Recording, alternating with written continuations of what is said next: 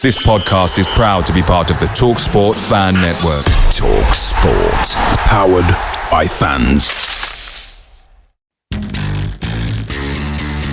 This episode is proud to be sponsored by Now, where you can stream Sky Sports flexibly. Catch the biggest games this season how you want, when you want. The football season is back, and you can keep up with all the action on Sky Sports with a Now membership. Whether you're perched on the edge of your sofa or hiding behind it, you can capture more of the drama this season with Now. The heat of the moment, the 90th minute winner, that last-ditch tackle, the pride on the line, and the best bit, you can dip in for the derby or stay for the season. With a Now month membership, you can stream all Sky Sports channels flexibly. No fuss. Go to nowtv.com to find out more about sports memberships. 18 plus, UK only. Minimum speed 2.5 megabits per second. Live scheduling may be subject to change. Full terms apply. This podcast is brought to you by Coral, and they're here for the fans. At the Fan Network, we have a mission to shake up the game we all love, and that's why we partnered with Coral, who've been shaking things up too. With their free-to-play rewards shaker, there are guaranteed rewards and exclusive offers to be won every single day. Whether you're a part of the Badging Brigade, the Away Dayers, or the Football Fashionistas, Coral's here for the fans. Play Coral's rewards shaker and win bigger guaranteed daily rewards and offers this season. For over 18s only, maximum one reward or offer per player per day. Reward restrictions and requirements and other T's and C's apply. Visit gambleaware.org for more details.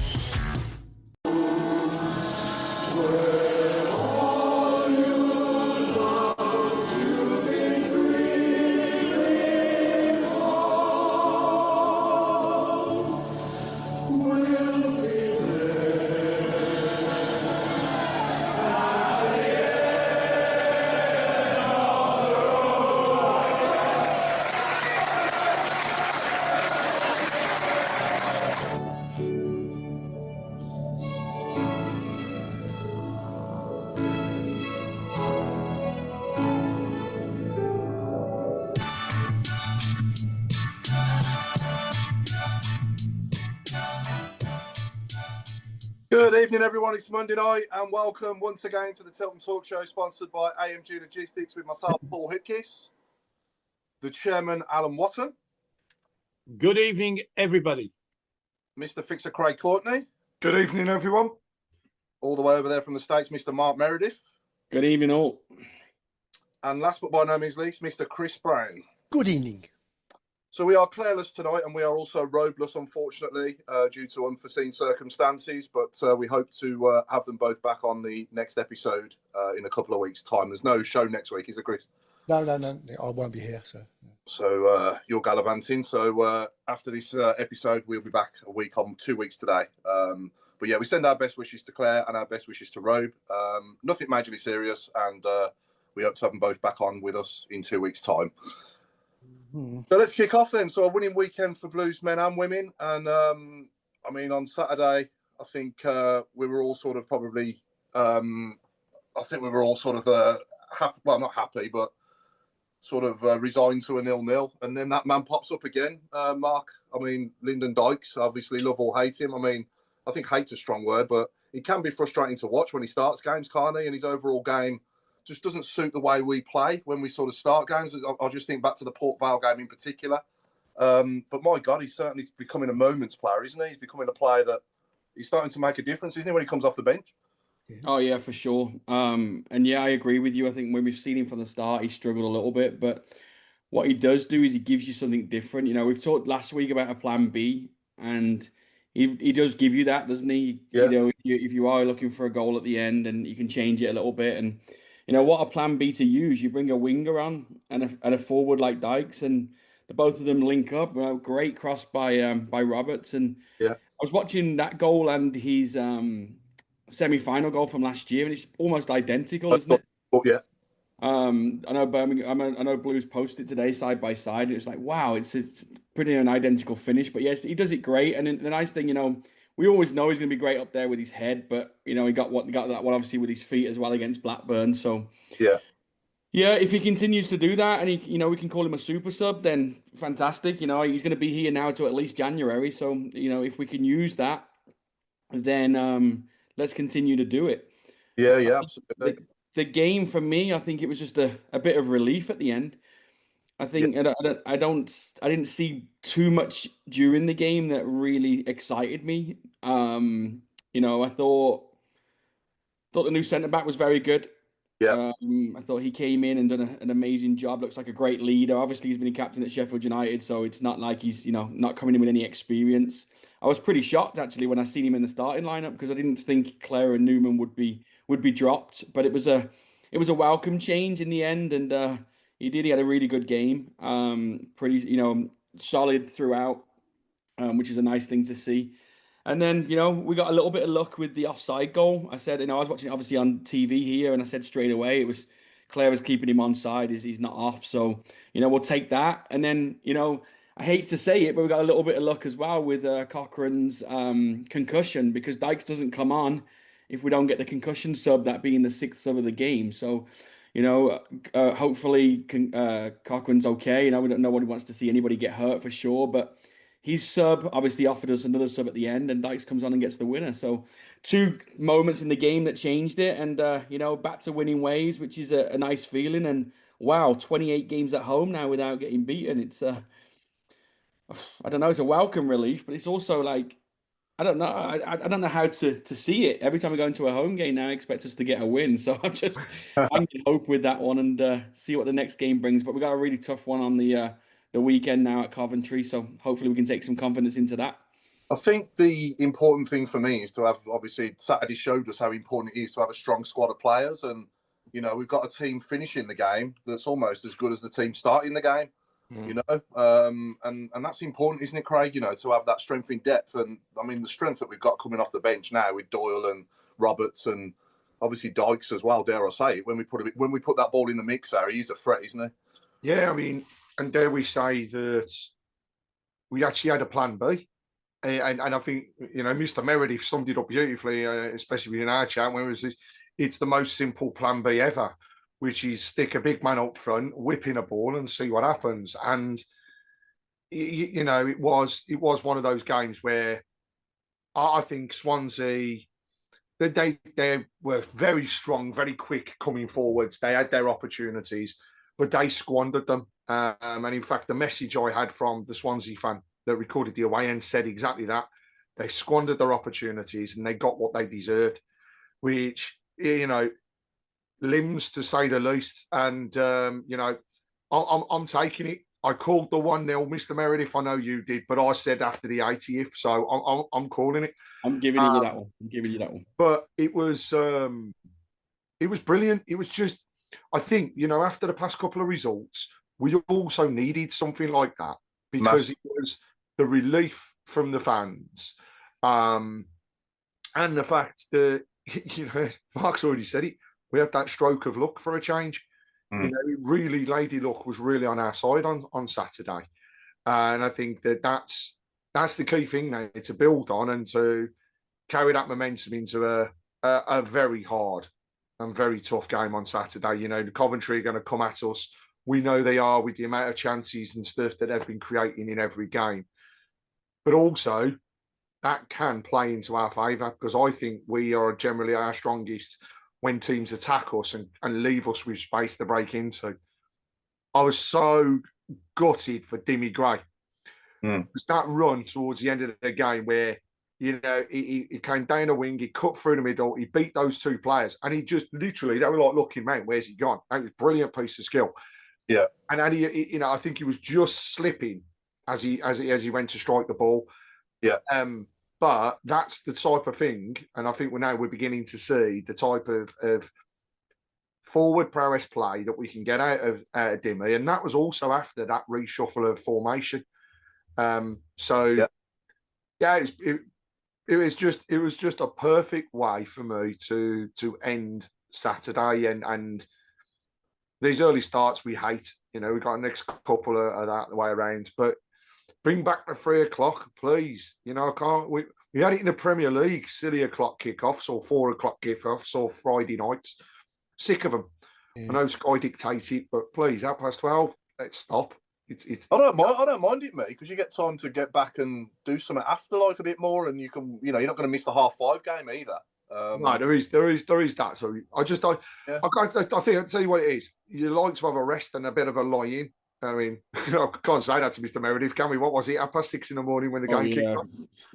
Paul just likes getting away from the vacuum, and that's all he likes. He's like, yeah, I'll absolutely. I think the other thing was I was so pleased for Dykes because he's taken a lot of flack from the fans, and he's not going to be this world-renowned total goal scorer. But when he's needed, he comes up with them. And the club summed it up beautifully. That winner against Bradford, the winner on Saturday, almost identical. What I've got to say as well, what a beautiful cross that was for the goal as well. I mean, it was just stunning. And him coming off the bench, again, we go back to strength. Wow. But any day of the week, I think any team in this league would have taken that. So bring on the next game, bring on Coventry, because I think it'll be a good one. Yeah, I think the atmosphere on Saturday was really good as well. And one guy who plays a big part in that for us, but certainly prior to kickoff, is obviously the one and only DJ Mikey B, and we hope to be joined by the man himself. Is it about 7:15, Chris? Is that right? Yeah, just after 7 o'clock he'll be with us. Yeah. Just after 7 o'clock he'll be with us, so we look forward to that as well. But yeah, Alan, I was a bit surprised to see Duke start, I'm not going to lie, but I thought he did okay, didn't he? He was just slightly unlucky not to score when he turned his man. It was a lovely turn, wasn't it? Just had to find the finish, but the keeper was lucky with it, wasn't he? Didn't know much about it, did he? I was right behind that shot, and it almost went through his legs, but it caught his left heel. Yeah, and just flicked it past the post. I was. I looked at the team at the start, and I thought, well, why not? But it was almost like he picked a squad, which was going to. Obviously, the maximum number of people were going to take part in the game, and all had a role. And it seemed almost seamless as the new subs came on. I mean, one of my complaints for the last couple of games is the subs have come on and done nothing. Now that was one of the things that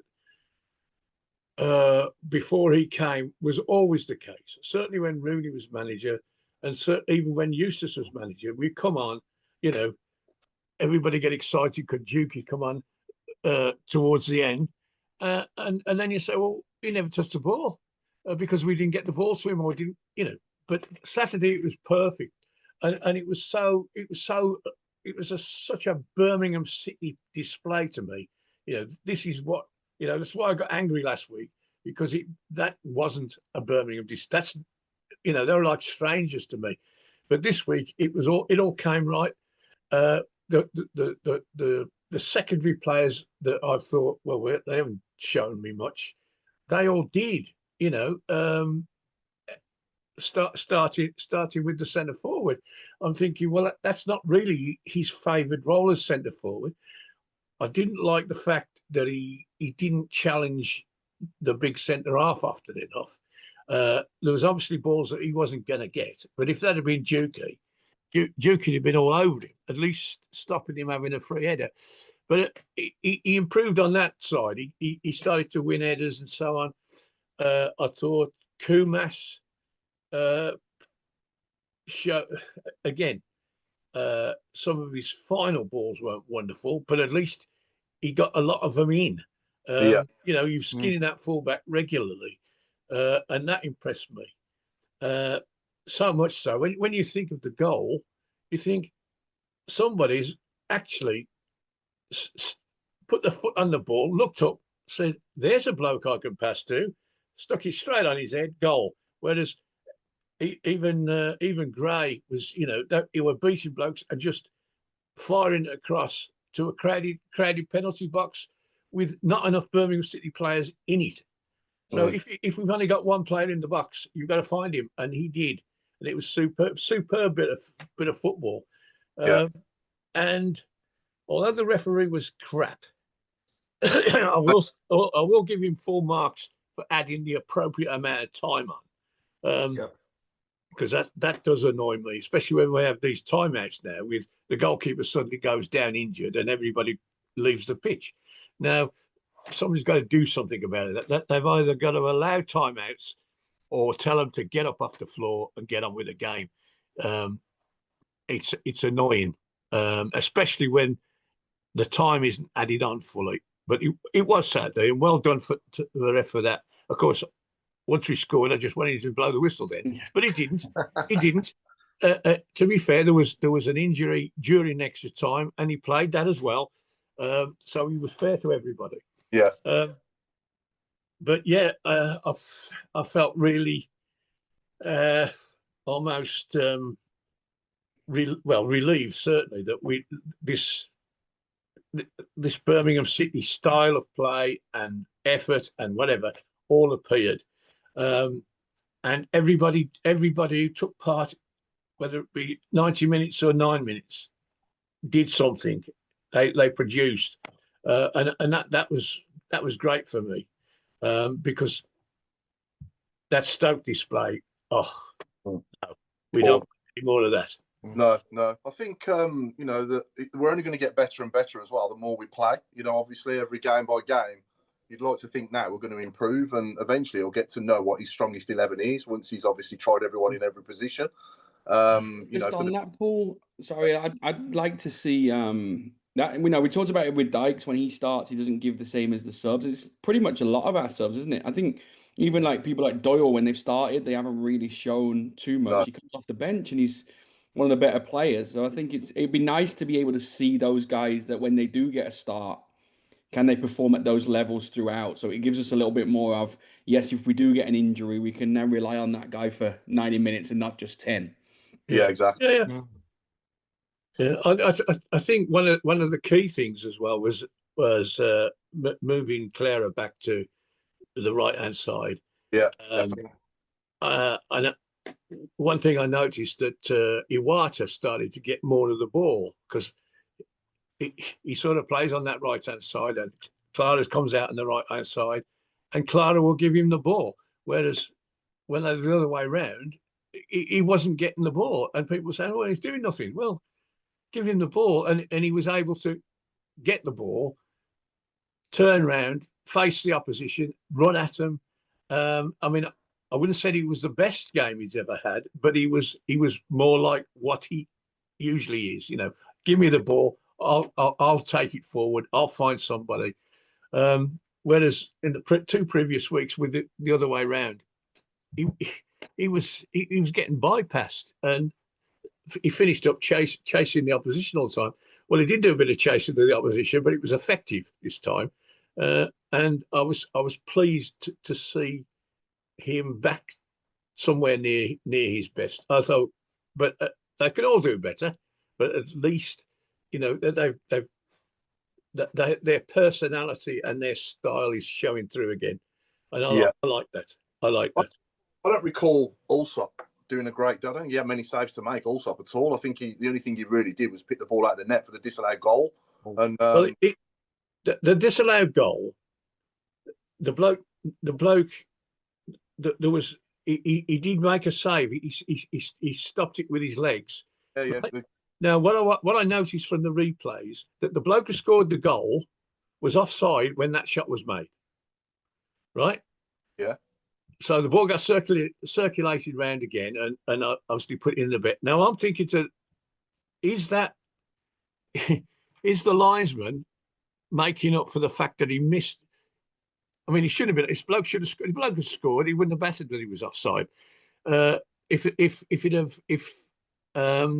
the goalkeeper had collected the ball, it wouldn't have mattered.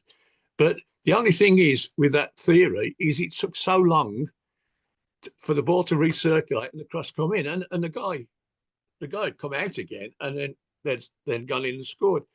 But that's the only real thing that I can think of that made that decision go that way.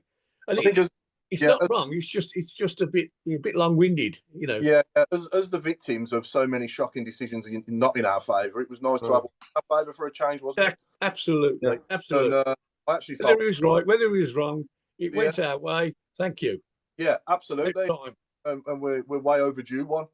Way overdue. When I go back to Hull away a couple of years ago when the ball was about that far out of play, and his kids scored. Our players had stopped bloody playing at the time. You know what I mean? And yeah. But yeah, I mean the daft thing is, if we'd have obviously beat Ipswich like we should have done, without being robbed by officials again, then we'd be second there. You know, but the only thing for me was that referee. I think, you know, even though we got the result, we know he was poor, but he spoiled the game, because what he took out of it was that fight that you would see from the players, you know, and the people that got the bookings very early doors. You could see them just being extremely tentative, because he was card happy. There was absolutely no doubt in it, and the areas the ones he gave were just, they were daft. You just, okay, some of them you'd take it, stopping a goal scoring, you know, or a breakaway, as we did on one of them. Right, you take it. Okay, you take one for the team. But I think the other ones were just silly. They were early doors. The conditions weren't exactly brilliant. You know, the pitch was so skiddy. You could see that after that little bit of rain. Yeah. And I think that didn't help. Whereas you look at some of the other games in the league, and take the Man U game the weekend, right? The referee played not only the game well, but played the conditions. And that was it. Sometimes you've got to account for what looks like a horrible tackle. Actually is a decent one. It's just that you can't stop on the pitch. You put your foot down, you're going to break your ankle, aren't you? So it's one of those things. But like you say, Paul, we've had too many where they've gone against us. It really is about time something fell our way, and yeah, it did exactly. I can't think of anything else as obvious as that goal that's gone in our favour. I can't remember an official giving the opposite, you know, making a decision against the opposition in our favour before. Someone correct me if I'm wrong, but when was the last one? Well, something's just come to mind. Do you remember the Nottingham Forest game when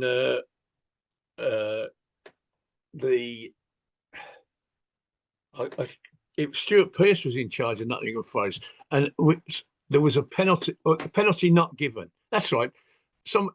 A Blues man headed towards goal, and the bloke punched it over the goal, over the bar, and referee gave a corner, and the fourth official was onto him, and eventually we got our penalty and we won the game. Do you not remember that?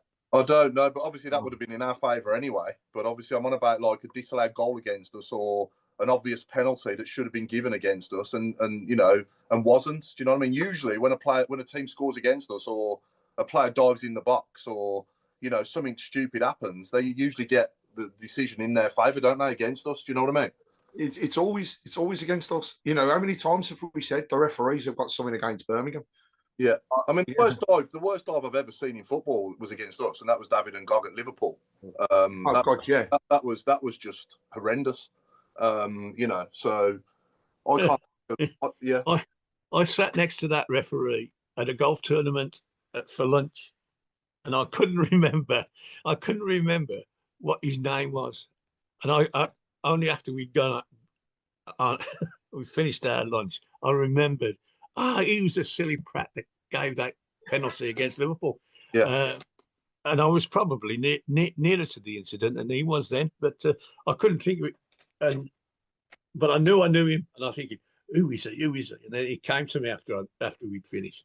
Yeah. I mean, you think back to AJ in Cardiff again. I know we keep going on about the same things, but also Bowyer at Wembley. I mean, imagine the uproar if we hadn't won that game against Arsenal after that decision. You know, I just can't think of anything as obvious as those against us, if you know what I mean, like not giving opposition. But anyway, moving on. So I think I want to give a big sort of congratulations and credit to Knighthead as well for all the work they've done in the last 2.5 years, because England under-21s will be playing the Republic of Ireland under-21s at St Andrews on the 14th of November. And I think that is a testament to all the work that's been done at St Andrews over the last sort of 12, 18 months. Without that, there's no way they would have even thought about playing on our stadium, is there? And phenomenal pricing. So I've got to say again, it's, you know, credit where credit's due, because what they've done, you know, they just £10 for a season ticket holder, £5 for a kid to a season ticket holder is just absolutely superb. And I think it's what, 15 quid if you're not involved in the club. So we should pack that place out. You know what I mean? I can't wait. No, me neither. You know, as soon as it was announced, he's like, going to be there. There's no doubt in it. Yeah, it's going to feel weird though, and it's sitting in St Andrews with an England shirt on. Oh God, yeah, it's going to be well strange. But Yeah. what a great game as well, because it's always good against the Republic, and I think we've got a good England under-21 side being led by a Blues fan, and you've got to say it, ex-Blues manager. I know it was only a game, but he was there, so and it's just wicked. It's not like there aren't any Irish people living in the Midlands, is it? There'll be a bit of an away following. It's a good choice, really. Oh, yeah, it's absolutely spot on, and fair play to him for doing it. Ashley Cole's his assistant as well, hasn't he? He was with us for a little while. Yeah. Well, you'll have Beadley in goal. You'll have obviously Stano as well. Is Stano not too old now? Don't know. You can have 3 over age, can't you? I think. Yeah. If I remember rightly, you can turn 8, can't he, for the under-21s, but he can't turn 8 in a tournament. Is that right? I don't know. Something like that, because he was 20. He wasn't 21 before the year season started or something, so he's still eligible for those games. I think also for the gamers in this world as well, like myself, and I know you, Mark, as well. You're a bit of a gamer, aren't you? I always call it FIFA. I'll never call it FC. So FIFA, the new FIFA 26 is out on Friday, and again, a big testament to United and all the work they've done at St Andrews. Because without that, again, I don't think St Andrews would have been in the new FIFA game either. And we got it. We got it last Friday. It's amazing. Oh, really? Great to see. Yeah. I genuinely cannot wait to play with Blues at St Andrews on FIFA. It's going to be an emotional moment for me. That is, after playing it since I was about 14, 15, 94. The first one came out, didn't it? So I was 15. So yeah, and I've had one every year ever since. So yeah, that's going to be a great moment. And St Andrews has never been on any computer game apart from the one that came out in 2005. Was it Birmingham City FC? Was it called, if I remember? Yeah, they had their own version of EA Sports, weren't it? It was. I don't think it was EA Sports, was it? It was. Oh God! Someone tell me who was the maker of that game. Do you remember? Yeah. It's the same makers as the Pro Evolution Soccer, wasn't it? Was it? Was it? I think it was their maker. Konami. Yeah, I think so. Was it Konami? Okay. I think it was. Yeah. Okay. I can't remember what it was called exactly. What was it called? Football Birmingham City or something like that. Yeah, I can't remember. But yeah, that's the only game I can recall that ever had St Andrews on. But sorry, I know I'm boring everyone about computer games. Let's move on. So good evening to everyone. Good evening to everyone on YouTube and obviously Facebook and X as well. Any good comments coming in, Chris, before we're joined by DJ Mikey B? Any good questions or comments? For Craig, do you know why Club... I don't know, though. No, I won't read that one. JJ, get the Gunners on. Local community going to make a fortune. Don't know what that means. Does the discount work for women's season ticket holders, Craig? Does the what, sorry? Discount work for women's season ticket holders. Do you know what that means? I don't. In terms, I guess they mean in terms for the England of ticket. I think you mean the England ticket. If it'd be one to double check, but I believe they are listed as season ticket holders, so I will find out. I know that in the past there has been some differences between them. I'll try and find out, and I'll come back to people. The fouls that the Swansea players done went unseen. The ref was abysmal, but we had a decision go our way, so about time. I suppose it swings around about it. What made it nicer, Chris? Sorry to interrupt. What made it nicer was the way that their fans celebrated as well. It was proper limbs, weren't it? Really? Swansea fans celebrated when they thought they'd scored. It was they were all over the place. It was like, yes, we've just. I mean, they reacted as though they'd won the World Cup, let alone anything else. It wasn't offside, was it? No, it went off. But it swings around about us now. Oh, absolutely. Yeah, my 13-year-old son can't wait. He's always wanted to watch England. I know it's the under-21s, but he still can't wait. Absolutely, yeah. Club football, Birmingham. Club football, yeah. Sorry, go on, Chris. I was going to say, do we think that'll be a sellout or?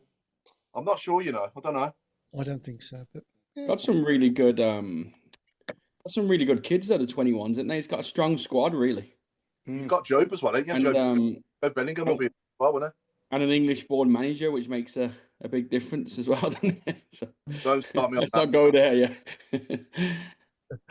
Shows the work United are doing, putting us forward to host under-21s. Is now they have the stadium improvements, which are top-end quality, says Simon Ford. You imagine 2 years ago, we didn't even have 2 stands, did we? Two stands that you couldn't sit in, and now you were back to 20,000 or so season ticket holders, and now hosting a national game at the stadium as well. It's an amazing achievement for everybody involved on that side for sure.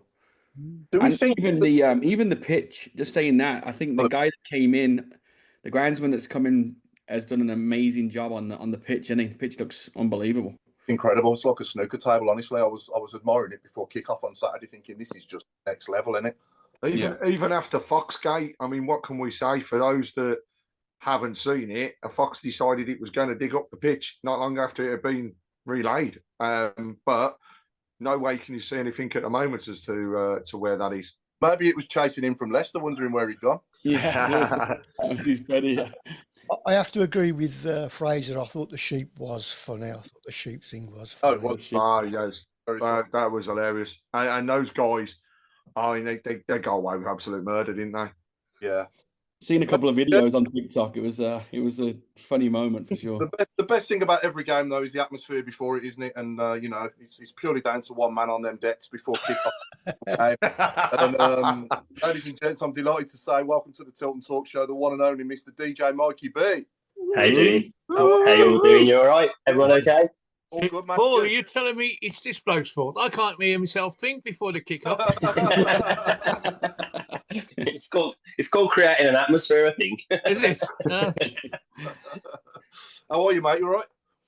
Yeah, I'm all good, mate. I'm literally looking forward to talking to you all and maybe giving you an insight of what happens on a match day now. So I'm all good. Yeah, we can't wait, and thanks for taking out the time to do that with us, mate, as well. Much appreciated. No problem at all. And I think you've probably already gone through it, but yeah, I enjoyed the win on Saturday. Absolutely loved it. So to score a goal was an amazing, it was a good thing after we had quite a few chances before that. But I think you probably already discussed it. But going to the football thing, I think it's a matter of time before they all gel together. Goals will come, I think, and it's looking good for me anyway. I think it's looking decent. There'll be some ups and downs, and it's not going to be as good as last season. But I just think, the squad and the way we're going, the only way's up. Yeah, absolutely. And I think what you've done so far has been brilliant. And I think the best thing for me personally is that keep right on. Just as we're about to kick off, you start playing it, and then you let the crowd take over, and it's just an incredible feeling. It sends shivers down my spine every single time. Yeah. Was that your idea at the beginning, was it? Because we've only been doing it for a couple of seasons now, haven't we? Yeah, so I don't know if you want to go into anyone's really interested in how it happens. But the beginning of the championship season, which we don't talk about, which is the relegation season. And people might have heard this story before. I went on a friend of mine's podcast a few months ago that I discussed this as well. But people that haven't, that I know Dale Moon at the club quite well. Yep. And Dale got in touch and asked me to just do a mini mix, pre-match 10-minute mix that could be played before kickoff, which I did. They played it every game, and then the beginning of the League One season, I asked, could we change the mix, or did we want to do something different? And the club said, we're just going to put a DJ in the stadium if you want first refusal. Wow. And as a Blues fan, I've been a Blues fan since I was 7. My first ever Blues game was in the 1991 Leyland Daft Cup final. So I got roped in. Yeah, so I just thought, and Craig's not wearing the shirt there as well, literally, from that final. So, and I thought basically when my dad took me to that game that we are a massive club, but at the time we wasn't that big. No. So I just thought, 50,000 Blues fans at Wembley. I was 7 years old, and then he took me on the Tuesday night down to St Andrews to the old stadium, and I was crashed back down to earth. But obviously, like all Blues fans, once you're in, you're in, and there's no turning back, and you're in it for the long haul, whether or not it's good or bad. So here we are. And tell us how it all started for you as a DJ. How long you've been DJing, and what are some of the biggest gigs you've ever done as well? Tell us a bit about that. Yeah, so I've been a DJ for 26 years now. Wow. So yeah, You so, must yeah. have started when you were one. I'm older than you think. Yeah, yeah. So I started when I was 16. So you do the maths, and then basically got into it, just doing like most lads anyway that want to be DJs. That most I was doing parties and social clubs and anything that I could get really back in the day. But it wasn't a career. It wasn't a full-time thing. It was just a hobby that I just had an interest in because my dad was a DJ. It would have been vinyl then as well, wouldn't it? Not all the digital stuff now. There was vinyl, yeah, but it was more CDs and stuff for me. Yeah, back in the day, I remember like carrying in big cases of CDs. Looking like you're about to saw somebody off. Yeah, it was mental. Yeah, it was mental back in the day. But yeah, that's how it started. And then it became a full-time job, 15 years ago, where I got into doing many celebrity footballer weddings, and parties, and yeah, it was just something that it's just some real big events and traveling the world. Like most people think, especially down the blues and stuff, like blues just plucked this random guy from nowhere. He's got no previous, no one knows, without talking on podcasts like you guys and stuff. No one really knows the history behind what I've done or anything like that. So literally I did traveled the world, Italy, Spain, France, around Europe and whatever, doing events and weddings. And yeah, honestly, right, the biggest thing so far for me personally is DJing at the blues. It's just I bet that's real, isn't it?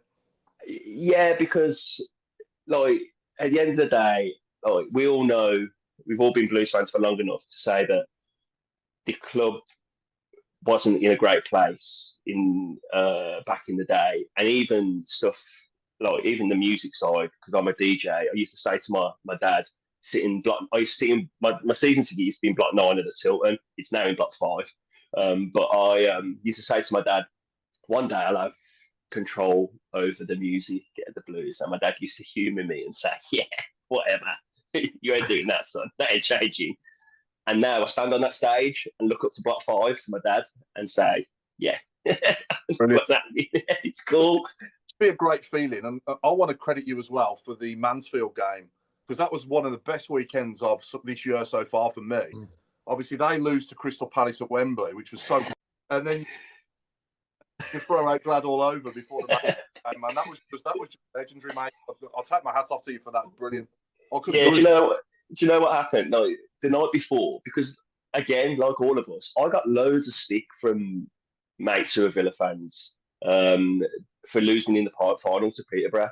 And you lost on your big day out, and they give me loads of stick.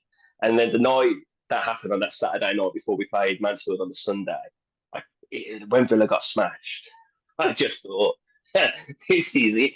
And I sent a message to one of my best mates and said, I think I'm going to play Glad all over tomorrow just to see how it goes down. But before that, anyway, on that match day, loads of people came up to me on a regular basis. Before that, and it was like, going to play Glad all over today, mate. Literally loads of people before the game. So that just cemented it for me. I was just like, yeah, I even if I play a snippet, everyone knows the reason that I was playing it for. Yeah. So it's a little bit. He was doing the social media and everything, wasn't he? Lots of football pages and on YouTube and everything. But let's just say, look, Mansfield was unbelievable. The atmosphere down there was just phenomenal. And if I can play a small part in that atmosphere or creating that atmosphere, then yeah, job well done. But I always say this, and I always try to get this across to people that look, I can't please everyone. Look, at the end of the day, there's always, like you said, we've got sellouts every game now, and every single person in that stadium has got an opinion on music or how it should be or how it shouldn't be, So it's just about trying to keep everyone happy. Well, you can't keep everyone happy, but just try to keep it upbeat, try to keep it blues, try to listen to what we're singing on the terraces, like certain songs for certain players, like Willem Willemson's, he's Salt and Pepper, Push It. Yeah. Stansfield is Waka Waka, Shakira. A young guy came up to me randomly before the Oxford game, and he must have been 8, 9 years old, and says, "Could I play Whitney Houston? I just want to dance with somebody." And I said to his mom, "Does he think he's at a wedding?" And he then explained to me that he said that they're currently starting to sing a song for Damari Gray, which is "I just want to dance with Damari. I want to win the league with Damari." Yeah. See, and there's other, obviously it goes on. And I said, I didn't know that until you told me. I haven't played it yet because no one's sung it. But if we start singing that, then I will start playing that because there's a reason behind it. What we do sing though, we sing the song that rhymes with "roll out the barrel." Yeah. Listen, right? You need to get Rich, the announcer, on here and talk to him because he has got some stories, and he'll tell you. Well, I don't know the actual full story, but there is a story behind when David Sullivan first took over at the club back in the day. They wanted to change the music, and David Sullivan handed Rich a CD, and on that CD was "Roll Out the Barrel." And the reason, obviously, our reason behind it is because of the Villa song. But his reason, I'm guessing, was because it was a Cockney song. You see. Okay, yeah. Yeah. And Rich was like, "I don't think we can play this at St Andrews," but I think it did get played in the 90s. Yeah. So it was David Sullivan's CD that got played. Yeah, and also. And then I don't know how true this is. I don't know if everyone knows the story about this, but the reason we play the Tampere, does everyone know that reason? I thought Trevor Francis chose that, didn't he? Yeah. Trevor Francis' son. Yeah. That is the reason. Yeah, that's the right reason. Rich told me that as well. That he was just on a CD on the way into a game. He asked his son to pick a song, and that was the song he chose. And 20 years later, I think it's about 20 years, we're still playing it. Nearly 30 years, mate. 98, that was. There you go. 30 years. Then. Yeah, mad, isn't it? Yeah. Let's throw it out there to all our viewers and in the shout boxes. Put in your requests and let's see what we get. Oh no. But yeah, I used to like Eiffel 65 Blue back in the day. Blue. Yeah. That is in a mix, you know. Like I did, like I thought, probably you don't stick around because the traffic's so bad. But in the end, at the end of the game, I did put that in a mix. So yeah, I think that's decent. I think that's a decent one. Do you know what I mean? And it's really hard to choose songs because you can't get away from playing the big hitters, which are now that everyone knows that we do. Waka Waka, we do Rocking All Over the World. We've included recently I've started to include it's hard to fit it in where to fit it in, but Harvey Andrews, Home and Away, you might have heard that a few times. Now to me that is an absolute classic tune. The words are so poignant to who we are and the way, just the whole song. I just love the whole song, but it's an old song, so to fit that in with Gala Free from Desire is a challenge. I was at St Andrews the day that was played for the first time, about 1966, I think.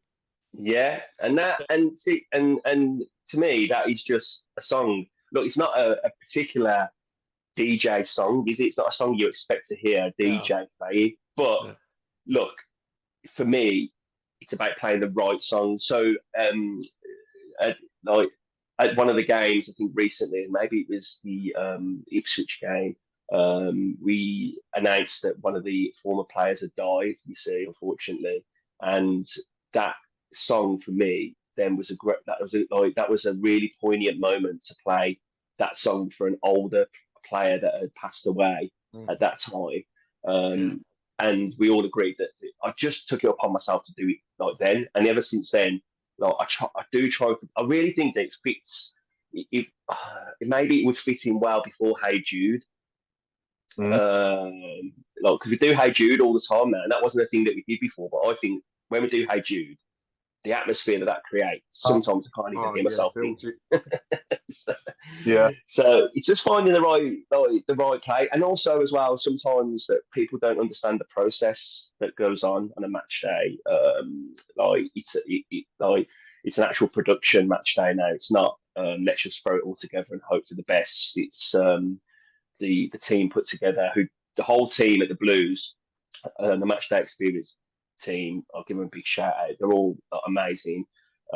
Paris and the team are top notch, and they're doing an absolute amazing job.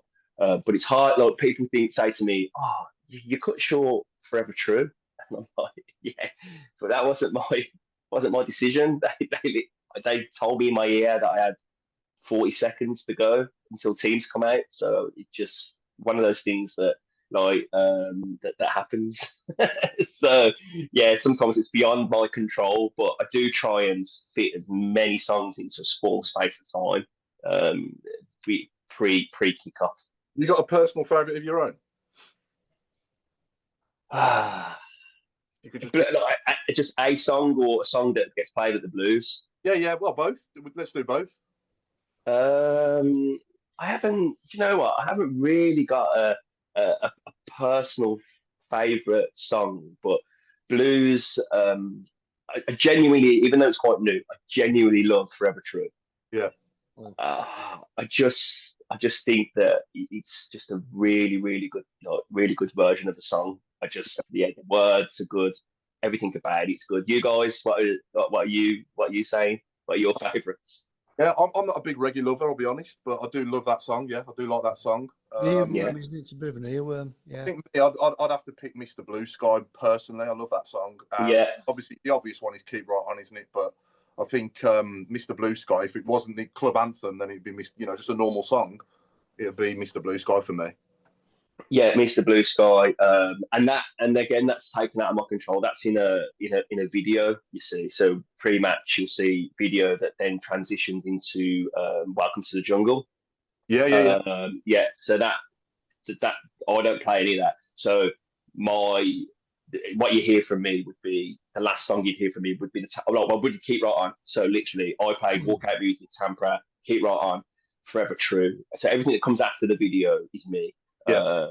But there isn't. But when you think about it, you said Eiffel 65 Blue, but there isn't many blues songs really that you can associate with the club. ELO, Mr. Blue Sky, yes. Keep Right On, yes. I said this before, but Tom Ross and Ian Dancer did We're On Our Way and Singing the Blues. Yeah, again. They're great songs, but I'm not saying they're not great songs, but they was done in the early 2000s, late 90s or whatever. So no one's really except for UB40 doing Forever True. We haven't got anything that's new, really. Yeah, we're just repeating.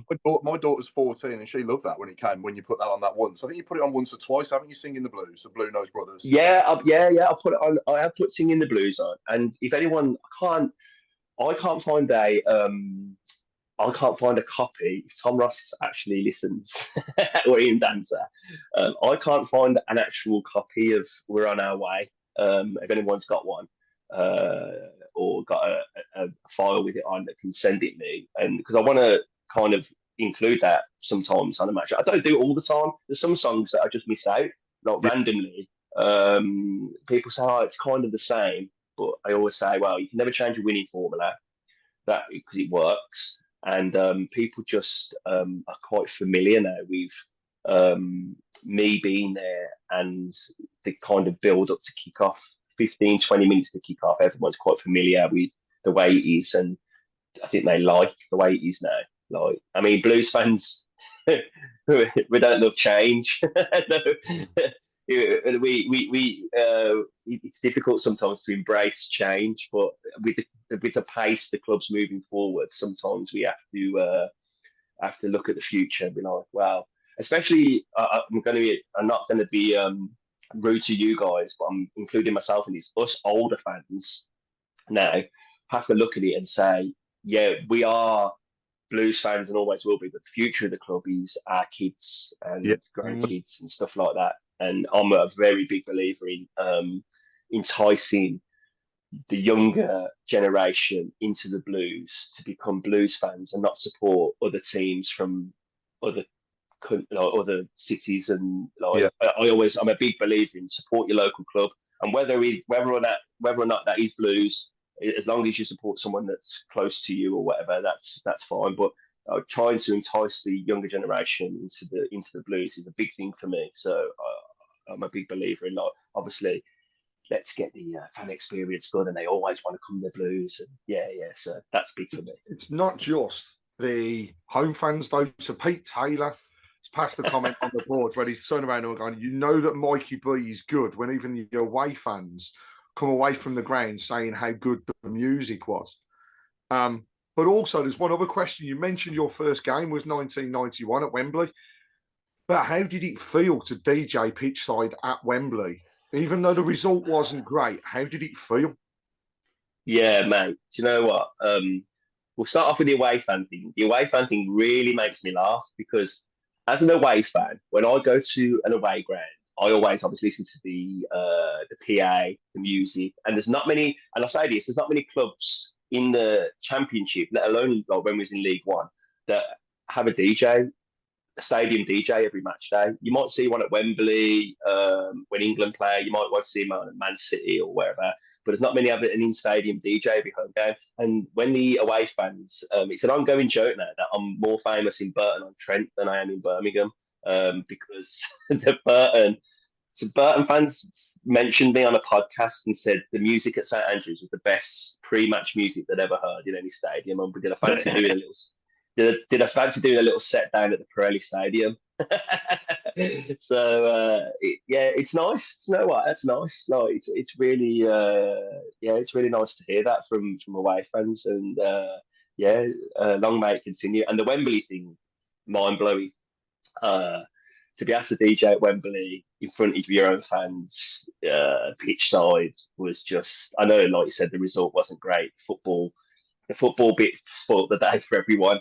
But other than that, it was my favourite, one of my favourite days. I mean, it's Wembley. Who gets to DJ at Wembley except for Calvin Harris? I don't think even Calvin Harris has he? I don't know, maybe, yeah. No. I've got to ask, outside of football, what is the greatest gig you've ever done? That's such a hard question. We don't want to worries because I know you've probably got loads. It's got to be a player's wedding. I've done many. I won't mention any names because it wouldn't be fair to mention their names. Okay. But I can mention who. I did a wedding in Rome where he was a Premier League footballer, and he had Lewis Capaldi sing at his wedding, which was which is not only was it in Rome, obviously Lewis Capaldi sang, and he was absolutely amazing.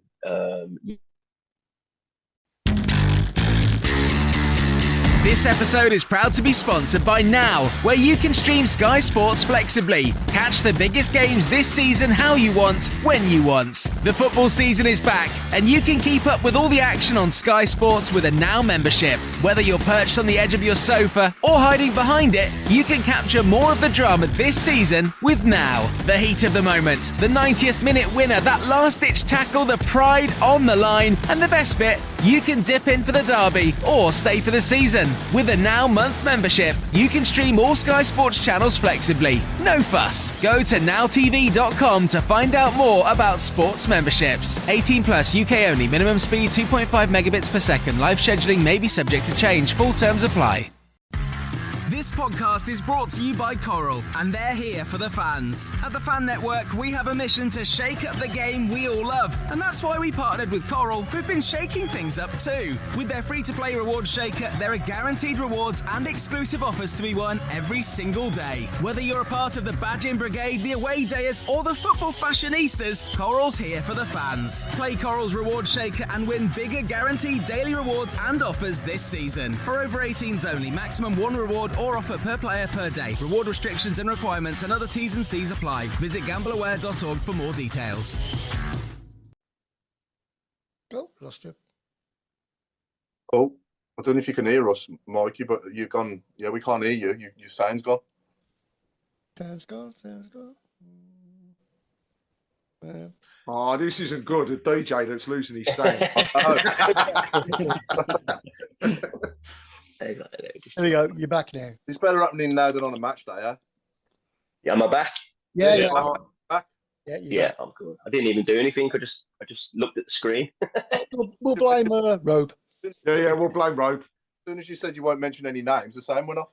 Oh, so sorry. Yeah, so I won't mention. Yeah, so if you didn't hear that, if you don't mention any names, but I did a Premier League footballer's wedding in Rome, and he had Lewis Capaldi sing at his wedding, which was unreal. So two things. Obviously, it was in Rome. It was for a Premier League footballer, and Lewis Capaldi sang. So I mean, that was a really cool gig. But there's been quite a few like that where I've had like Craig Davies performed, So Solid Crew, DJ Luck and MC Me, like random, like people perform with you at gigs. I'm just me. I just like literally just like How did was it kind of like about being in the right place at the right time that made you that big? Like, you know, to get like yeah, a little bit. That whole saying, it's not what you know to, you know. Like I DJ'd for I used to DJ in store for Harvey Nichols in the mailbox. Yeah, I remember. Yeah. So, and a friend of mine from school, he was like really high up, like in personal shopping at Harvey Nichols, and he just asked me, would I be interested in like DJing for a footballer's wedding, and I did one, and then it snowballed into. So it's been in the right, but on the flip side, there is been in the right place at the right time, but there's also been like, you had to be half decent to carry it on to get to a point where you've done quite a few of them. And I think if I'd done one and I was absolutely horrendous, and everyone was two-stepping to ABBA, Dancing Queen, or whatever, they probably would have said, we won't use it again. I will say you've started off a Google search. So I now know the Premiership player. That's something we know. That is pretty impressive. Yeah. Okay, that's cool. Yeah. No, I can't believe you Googled that. Come on. See, a few words and it soon comes up. Yeah, of course it does. I know to this question, Mike. Have we ever talked about goal music? Oh yes. No. And I think, I don't know what you guys think. No. No. I don't. For me, that's not something that we're about. That's not us. No. Yeah. And again, people like I've got an opinion on it, and so will everyone else that's watching and listening. But goal music for me is no go. Like there is clubs that do it though. I'm sure there is. Yeah. I know there's loads of clubs that do it, but yeah, I've always disliked it. And I've always said, I hope we never have that down the Blues. No, not for us. No. There's like I say, there's certain things that are just not Blues and goal music. For me, that's me personally. And obviously, I would have an opinion on that. As if the club ever said, "Oh, what do you think about goal music?" I would then value my opinion to say no, but just say, please don't do goal music. Yeah. Let's have it out. They're like yes or no in the shape boxes now. Gold music at St Andrews, yes or no? Obviously, everyone will say no. Everyone will say no. But let's wait. Let's let them speak for themselves. It looks like Bill Mintz is for it. He says, "When are we getting music after we score a goal?" Not that we'd use it much. We don't score many goals. You won't need a DJ. Yeah. Yeah, we don't need goal music with the atmosphere in our place. No. The message board is now alight around whose wedding it was. So if anybody does want to read, it's on the message board. Yeah, I didn't say.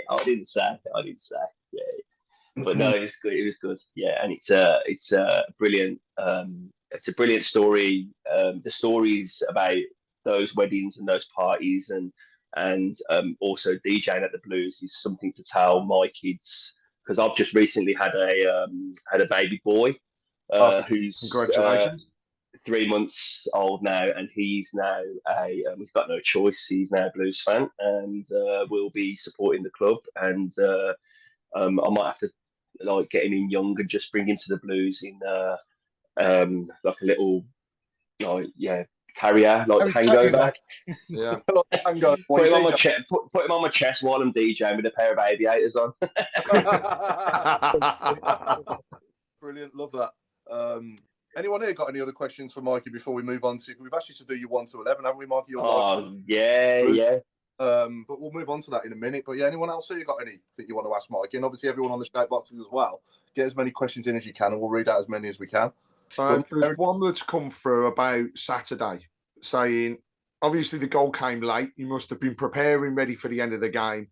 Did the gantry shake, and did you nearly knock all of your decks over when they scored the goal? Do you know what? It's funny that, because I don't DJ at the end of the game. So to me, as soon as not many people, the people that sit in the corner of the Tilton probably see this, but so I finish my set when Keep Right On's played, and then I go and sit with my dad in my season ticket seat in Block 5 of the Tilton.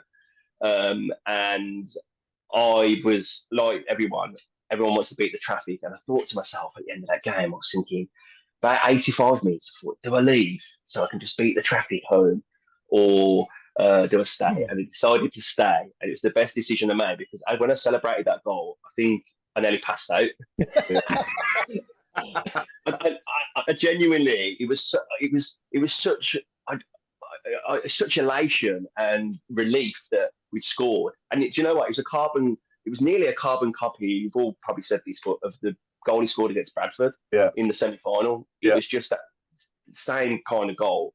And I just thought it's come in, so I'm going to stay. But lucky enough, I stayed, and I wasn't near my decks or anything, because I don't play at the end of the game. But if I was, then yeah, the stadium was shaking, and it was a good end to the game, wasn't it? It's just And Mark made a good point earlier about Cochrane with his concussion. Obviously, he had to go off, and that meant Dykes came on. And obviously, if that hadn't have happened, Dykes probably wouldn't have come. Well, Dykes wouldn't have came on, would he? So, they say things happen for a reason. Yeah. But I've got a quick question. Do you have complete control over what you play? If not, has there ever been anything that you thought, I didn't really want to play that? Good question, right? And yes, I have complete control over what I play, and the process for me, I've had some random requests from random people. One guy asked me to play some ABBA, which I thought was really funny, because then it just turns into a wedding in the Blues. Everyone's just two-stepping into a bit of Dancing Queen on the Tilton. So that's not, that was a weird request. And then another guy asked me, would it be possible to get the words to Keep Right On put on the screen? And I just said, mate, I just thought, well, if you don't know the words. You're not a fan if you don't know the words. Yeah, politely, if you don't know the words. I've got full control. What I try and do now is, if you're in early enough, is between in the first 15 minutes, 20 minutes, try and play a little bit stuff for the older generation, just to try and mix it up and just try and play a bit for everyone, like a bit of Madness, bit of the Jam, bit of Yellow, bit of Smiths, stuff like that. Just and then obviously the closer it gets, I always do a little bit of UB40. Always try and play Birmingham. Try and have I don't know if anyone would really notice, but try and nods to Birmingham really, without touching on artists or songs that support other clubs or are played by other clubs, which is hard to think. Oh, do you know what? Like a member of Duran Duran is a Villa fan, or someone would say, "Oh, you played Dexter's Midnight Runners, Gino," but Villa used to sing that song for Dean Saunders in the 90s. And I'm like, come on. Yeah. So it's difficult. It's really difficult. But the more, I always think it has to be quite upbeat. It has to be quite up tempo. The closer you get to kick off to create that atmosphere, even though it's quite clubby. And that's what a DJ is about.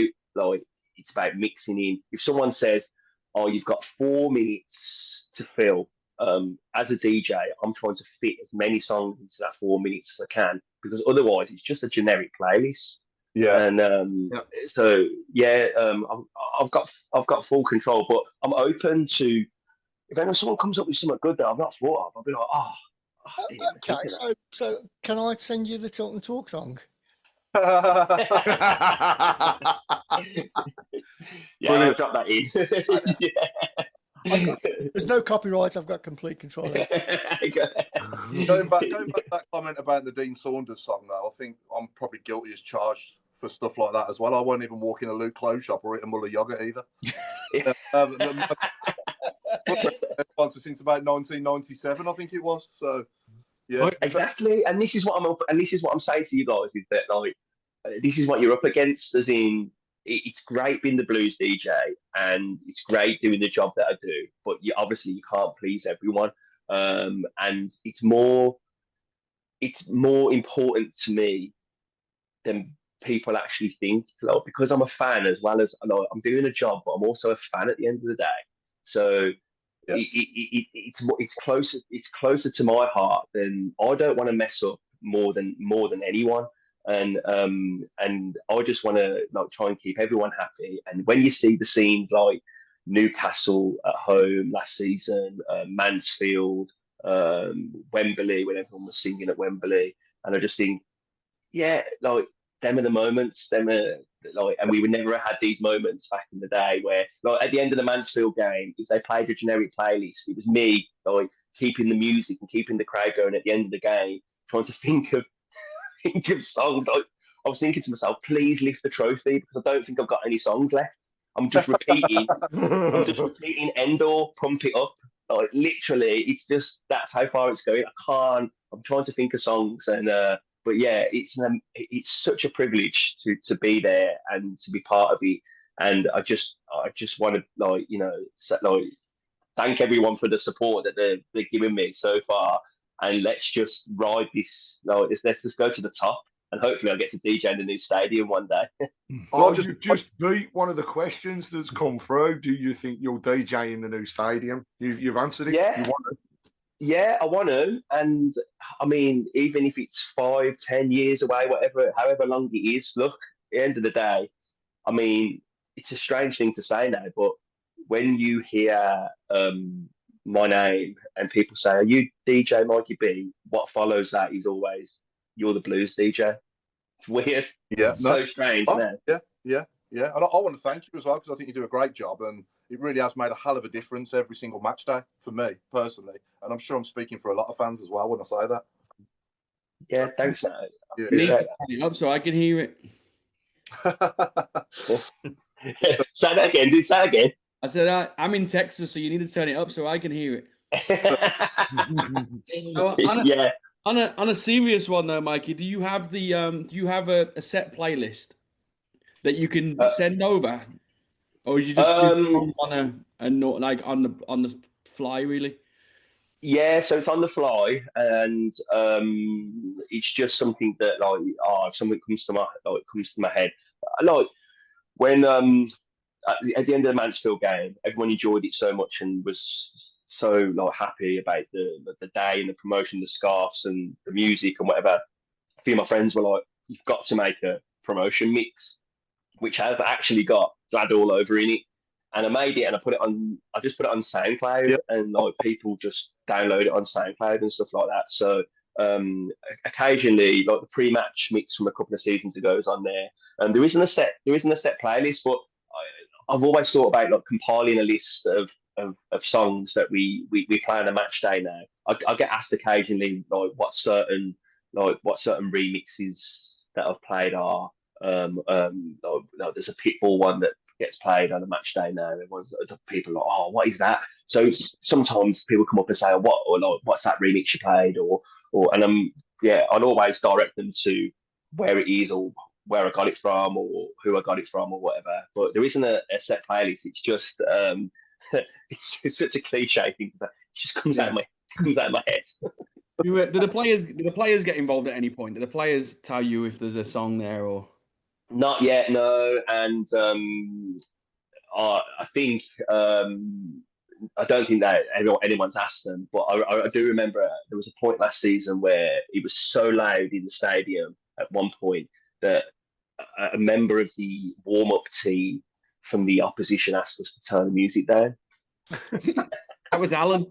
But you know what? I don't know where you all sit or whatever, but and this is going like if you sit in the cop, apparently, because I can't hear when I'm over there because I'm in the corner. But if you sit in the cop, it's really loud. Yeah. But if you sit in the Tilton, it's not.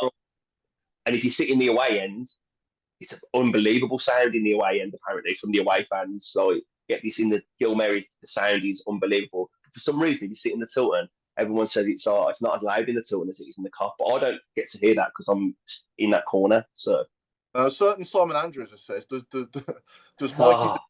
Mikey do private bookings? You'll know Simon, yeah? Simon's the coach driver, So Simon's the coach driver. So me and Simon go back, if he's watching this now, Simon will be laughing. Me and Simon go back many, many years, and not many people know this, but Simon's actually a DJ. He doesn't just drive coaches.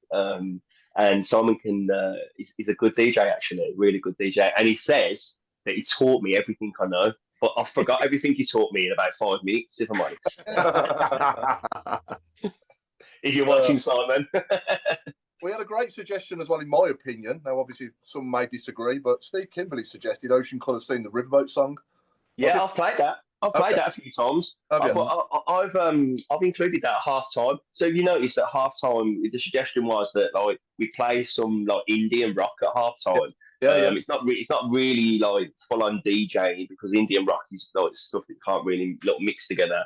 You can mix it together, but it doesn't go like that well to get like house tunes and stuff like that. But yeah, Indian rock. So we do a bit of Blur, a bit of AC/DC. We've done, and again, Ocean Colour Scene is a Birmingham band for me.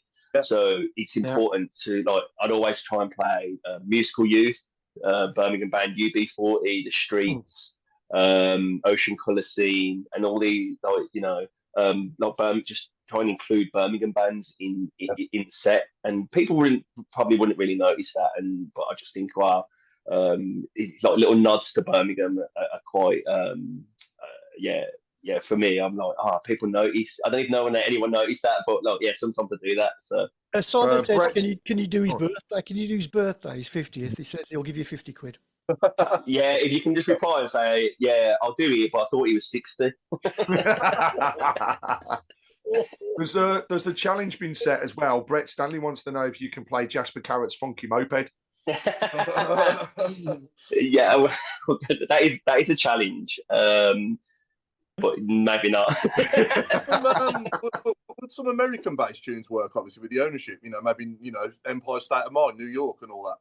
With obviously, yeah, do you know what? And I don't know if you remember, but when Tom Brady first took over, we started to play his walkout tune, which is Jay-Z's. I can't remember the name of the tune now, but someone will tell us. It was a song by Jay-Z, so we started to include that because that was Tom Brady's walkout music. But yeah, like I say, I'm open to the whole American thing. The documentary was, I thought the documentary was great. Yeah, I mean, people hated on us because of that documentary, but I just literally just thought, you know what? It's just he's in your face. He's a winner. Like everyone was like, giving Tom Brady palsers that weren't associated with us, saying, "Oh, but he's American. He's a winner. He's over the top, but that's the kind of person you want in your club." Like literally. And if I can play his tune when he's there, I'll play his tune for him, 100%. Brilliant. So let's get on to your team then. Then we've got a couple of other fun bits to cover, and then we'll obviously finish off with more questions. Yeah. So your team, if you start with your formation, obviously, that you're playing. This episode is proud to be sponsored by Now, where you can stream Sky Sports flexibly. Catch the biggest games this season how you want, when you want. The football season is back, and you can keep up with all the action on Sky Sports with a Now membership. Whether you're perched on the edge of your sofa or hiding behind it, you can capture more of the drama this season with Now. The heat of the moment, the 90th minute winner, that last-ditch tackle, the pride on the line, and the best bit, you can dip in for the derby or stay for the season. With a Now month membership, you can stream all Sky Sports channels flexibly. No fuss. Go to nowtv.com to find out more about sports memberships. 18 plus, UK only. Minimum speed 2.5 megabits per second. Live scheduling may be subject to change. Full terms apply. I've gone 4-4-2. I mean, I've gone for the old classic because, just thought it'd be easier. Picked a captain and manager as well. Oh, I don't think I picked the manager, but if I'm going to pick a manager, it'd be Barry Fry. Great show. Yeah. Just going to the Blues in the 90s, Barry Fry was just, like all Blues fans already know this, but he was just the greatest, wasn't he? He signed that many players, but it was just a character. And if you listen to him today at any event that he's at and stuff, he's still one of the funniest. Got some great stories. One of the funniest guys, really down to earth. I also remember going to the training ground at the airport, and Barry was manager then. And my dad used to take me to the training ground all the time when I was younger. And Barry, I think his son's name was Adam Fry, and Barry's son was there. And Barry asked me and asked my dad if I fancied a penalty shootout. At the training ground. Well, the team were training, and then Barry went in goal, and honestly, and Barry was in goal, and me and Adam. I think I was only about 10 at the time, 11 maybe, and me and Adam, Barry's son, had a penalty shootout against Barry Fry. So yeah, he's my favourite manager. You win. I can't remember. I mean, I'm just gonna say I did. Okay, so start us off with the goalkeeper then we'll go through the back four, midfield and front two. Ian Bennett. Yeah. 100%. I mean, 90s. I mean, he was our best goalkeeper. I just think. I mean, I was torn. I don't know about you guys, but I was torn between Ben Foster really and Ian Bennett, and then I genuinely did think to myself, oh, shall I choose Joe Hart? I thought Joe Hart was amazing when he was at Blues, but he was only on loan, so I decided to go with Ian Bennett. Yeah, got that longevity as well, hasn't he? I mean, been there. Mike Taylor as well deserves a shout, doesn't he? But yeah, 100% Mike Taylor. Again, it's hard. Again, like everyone's. This is not my. Again, you said it's not my best team. As in, like, it's my favourite players from when I was growing up. So I'm just mentioning Mike in case I'm helping you out. Yeah, I forgot. You might bump into him on a match day. You know what I mean? Yeah, just got to be careful. So Ian Bennett, 100%. Yeah, great keeper. Okay, right back. Stephen Carr. No doubt there, is there? No. Yeah. Nobody. I mean, the only other one for me was Rowett. Well, I think we're a similar age. Rowett was obviously the second best I've seen, but other than that, there's not in my time anyway. Yeah, it was a toss up between Rowett and Stephen Carr, but obviously Stephen Carr again won the cup. So literally, and he was just everything that Blues was about then and now. Do you know what I mean? He just gave 110% every game and was just on it and there. Great right back. Yeah, definitely. Did this take you a long time to put together, by the way? How much time you spent doing it?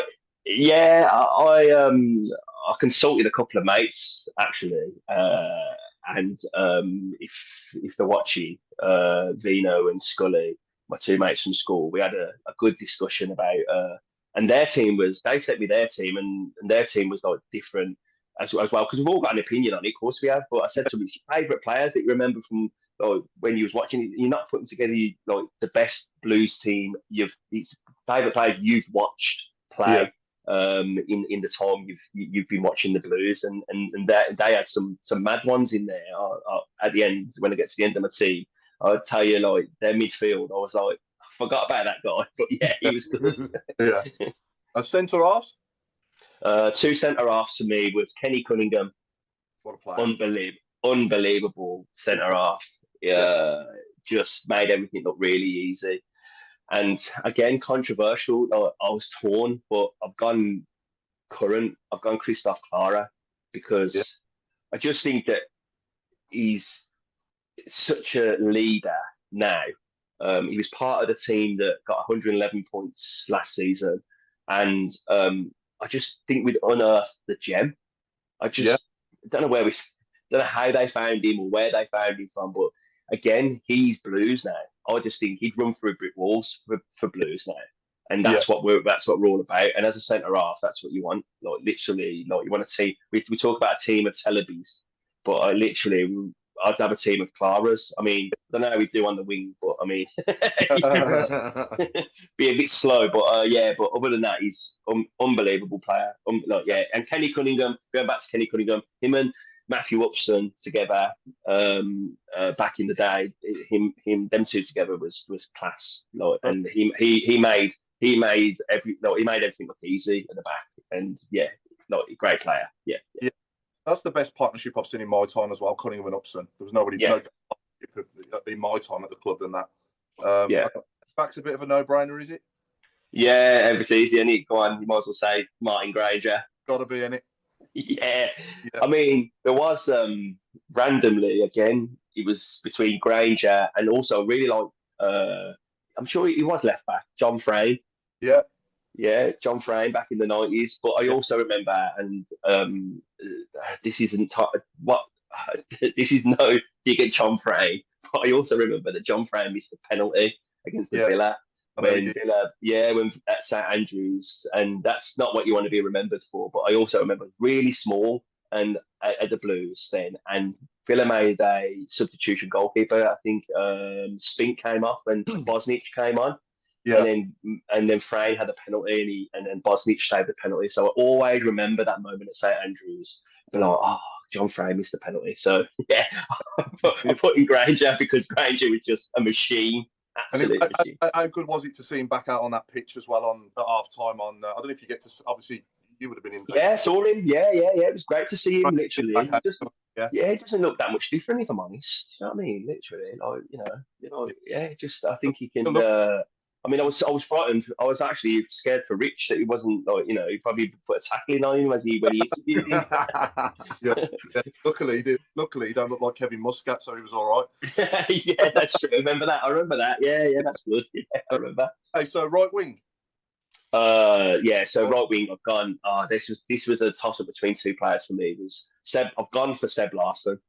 Again, just great rod. He's just a great rod foot. His goal against, I didn't remember, Tottenham away. And his free kicks, some of his free kicks and his deliveries and stuff, unbelievable.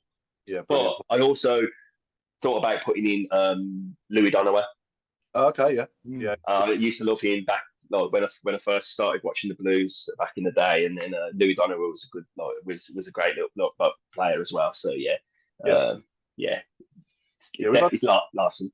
We've had some good right wingers, haven't we? Since going back from 1990 up to now, you got the likes of Pennant, Devlin. Some good players there. Devlin was another one. Devlin was definitely another one that I thought of. Yeah. Because he might be watching as well. You never know. Yeah, Blues fan, absolute brilliant player. Gave 110%. Yeah, literally. Yeah. I had a pair of. Used to wear pony boots. Remember you used to wear a pair of pony boots with the orange pony. I used to think, I'd love a pair of them boots that Devlin wore back in the day. Yeah, Paul Devlin. Yeah, he was another one, but I did go for Larsson. Yeah, okay. And then the next three in midfield, the two centre and on the left. So the two centre, I've gone for Robbie Savage. Yeah. Yeah, I couldn't not. No, he was brilliant for us. Brilliant for us. And he was a bit of a like the way he left was a bit like But before that, he was just great. Yeah, he was just so good. And then again, maybe a controversial one, because it's a up to date one. I've gone for Pake in the midfield, and I think at the moment, for me personally, Pake's one of the best midfielders I've seen. Like he makes everything look easy. That drop of the shoulder in midfield. All right, he doesn't. Every pass he makes isn't like on the money, but some of the passes he picks out, I'm like, he did it on Saturday a couple of times, and I was just like, I don't know if he saw that. That tackle he put in as well when the crowd, he lifted the crowd behind him. Yeah, the tackle. Yeah, the tackle on Saturday, and I just think that again, he's just one of those players that he's just technically just a really good midfielder, and obviously he's part of a team and was part of a team last season that got us a record amount of points. I mean, we could probably choose everyone that was in the team last season, but Clara and Pate for me personally are my two favourites anyway. So and then Pate can almost play football with a cigar in his mouth, can't he? He's that kind of player. He's just so all about it. Exactly, yeah. So that's why I see it as well. So it just makes it look easy. And then, but on the left, I've gone for Jose Dominguez. Okay, that must have been. Was that tough between him and Lazaridis? Yeah. My friend actually said, "Oh, I can't believe you're not gone for Stan." I'm like, "Oh, I know," but growing up, Dominguez was, and I know he wasn't with us for a long time. Like he wasn't with us for ages, but in the time that he was with us, he could light up a stadium. When he got the ball at his feet, he was so small and quick, and I just remember being in awe of him when I used to have a signed poster on my wall of Dominguez playing at the Blues, and he's my favourite player by far. Just every time we got the ball, he'd try and make something happen. He'd run with the ball, the dribbling. He was my favourite player, by far. And then the front two to finish it off. Yeah, front two was hard, but and I didn't. Again, I thought, everyone's going to say Dugarry, and I really wanted to put Dugarry, but I chose Forsell and Zigic. Okay. Forsell for his goals in the first. Oh, quality. Yeah. Yeah, just unbelievable. And then again, there's players like Clinton Morrison for me that worked hard, scored some important goals. Stern John scored some amazing, important goals in playoff semi-finals and against the brilliant equaliser against the Villa. And then Zigic, I mean, everyone knows about Zigic. Again, important goals. It just came alive in big games. What a player. That's a good team. And then the captain? Yeah, I'm going to give the captaincy to Clara, I think. Yeah? Yeah, I just think because the other person I was going to choose in place of Clara was Liam Daesh, you see. Because him and Clara are similar. They're all both winners, both leaders, and I think Clara's just a great captain at the club now. I just think he leads by example, and he's just a leader on the pitch. Everyone will just follow his lead. I'll go for him for my captain. Yeah, brilliant. Thank you for that. So I think that's a good team, and it's a good mixture of generations, and it's got a bit of everything in it. That's it. Yeah. That's right. Nice to go across the board. Yeah, thanks for doing that. Chris, have we got the Barnets and the Who? I'll tell you what we'll do. We'll save the Barnets and the Who till next time, because otherwise we'll have to rush it. But if we can go straight to the ladies, Craig, because that was a great win, wasn't it? Yeah, I mean,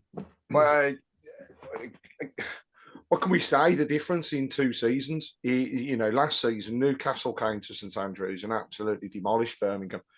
This time around, it was total opposite. Fantastic results. Shame we conceded the 2 goals, but to be honest, they were good goals from a Newcastle perspective. But the ladies did what we've been crying out for the men to do for weeks and weeks and weeks, and that's get in front of goal and have a shot. And the first 2 strikes yesterday, great finishes. And then the third goal, another great setup and overall performance. And then in the second half, you know, to get the fourth and just get it over the line was nice, but could have been a lot more. You know, it was great to see them playing fluid football, and what Amy's doing with that group now is phenomenal. And you know, fingers crossed at the end of this season, we're going to see those ladies promoted into the Women's Super League. And you know, what I've seen so far is that they'll be able to hold their own.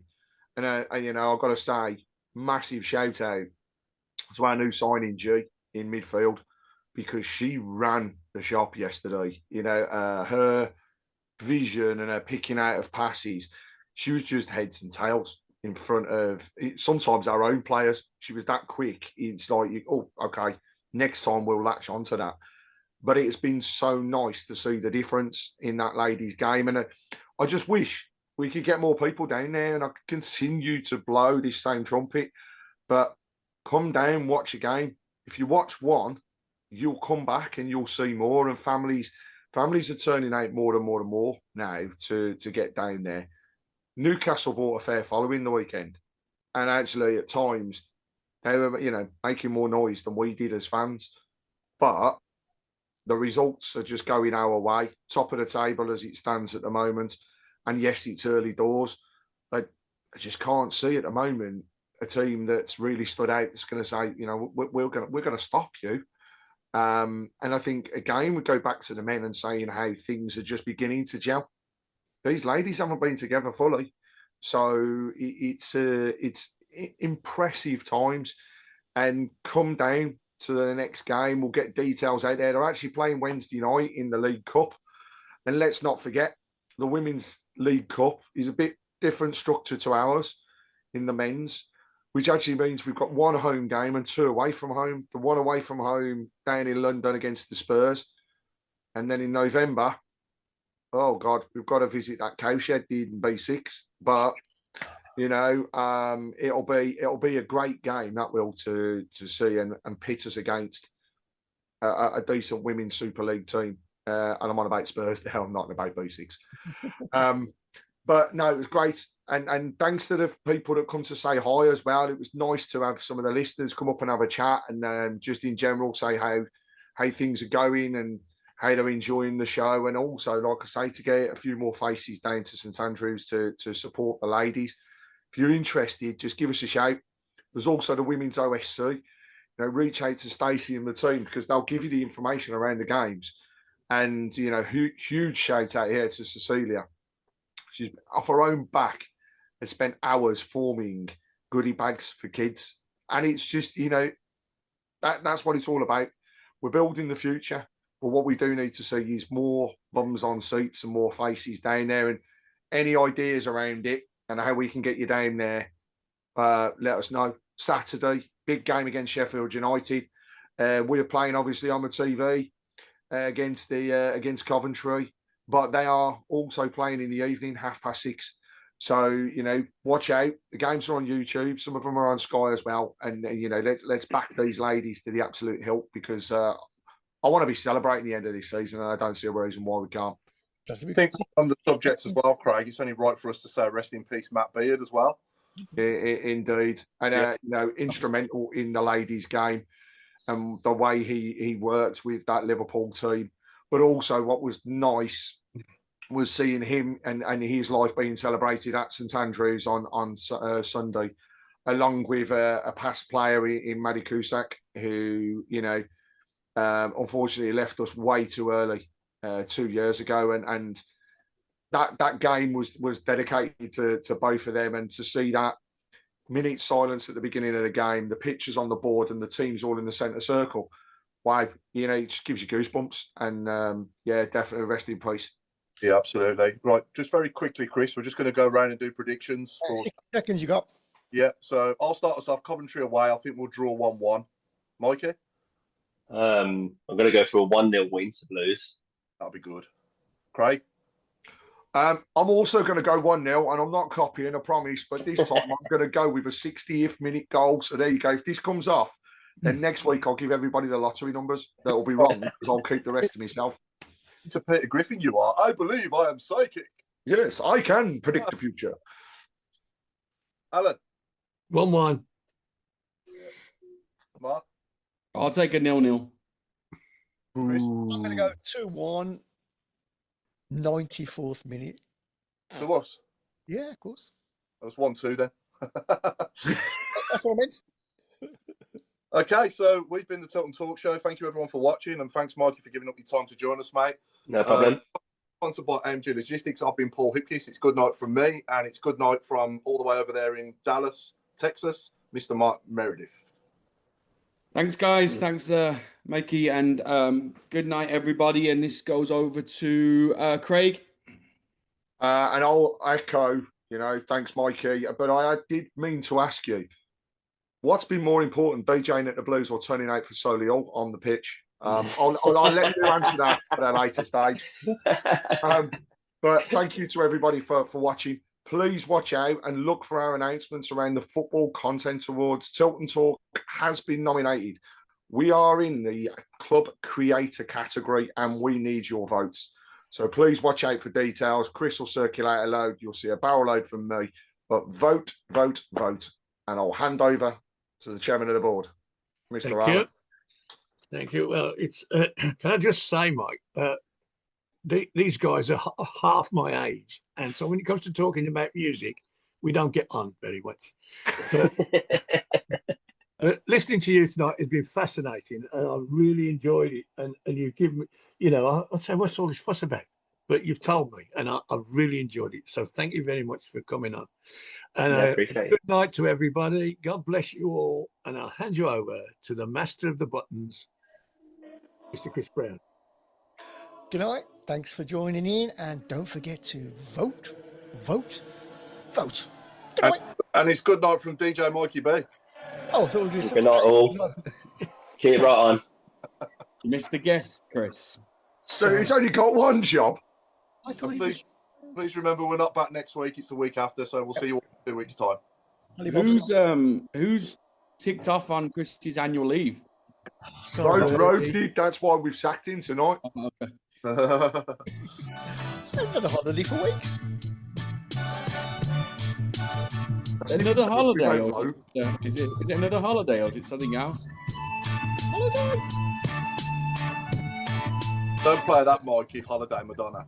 No, I'm not. No.